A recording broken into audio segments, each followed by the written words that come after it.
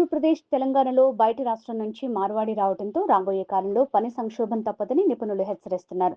ఇప్పటికే పలు కీలక రంగాల్లో ఇతర రాష్ట్రాల ప్రజలు పాతుకుపోయారని, ఇది ఇలాగే కొనసాగితే తెలుగు రాష్ట్రాల్లో ఆర్థిక సంక్షోభం ఏర్పడే అవకాశం ఉందని నిపుణుల అభిప్రాయం.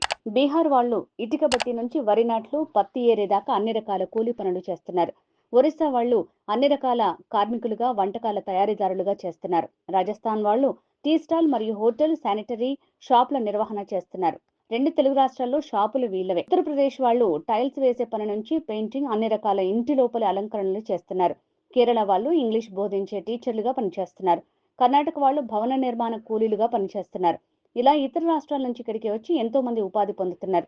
రెండు తెలుగు రాష్ట్రాల వాళ్లు మాత్రం మందు, మాంసం ఎవడు పంచుతాడు, ఎవడు ఎక్కువ డబ్బులు ఇస్తాడు అంటూ పూటకో జెండా చేతిలో పట్టుకుని తెలిసిన పనిని, చేతిలో ఉన్న వృత్తిని వదిలేసి సమయాన్ని వృధా చేస్తూ ఉచితాలకు, వ్యసనాలకు బానిసలై జీవితాలను నాశనం చేసుకుంటున్నారు. ఇదిలాగే కొనసాగితే రాబోయే కాలంలో ఆంధ్రప్రదేశ్ మరియు తెలంగాణ సంపదను ఇతర రాష్ట్రాలు తీసుకుని పోతే మనవాళ్లు దివాలా స్థితికి వస్తారు. వారు పనిచేసే అలవాటు, వర్క్ కల్చర్ కూడా మర్చిపోతారు. ఆ తర్వాత పని చేస్తామన్నా ఎవరు పనివని పరిస్థితి వస్తుంది. ఇది రాబోయే కాలంలో ఏపీ, తెలంగాణలో పనిచేసే వారిని సంక్షోభ స్థితికి నెట్టివేస్తుందని నిపుణులు ఆందోళన వ్యక్తం చేస్తున్నారు.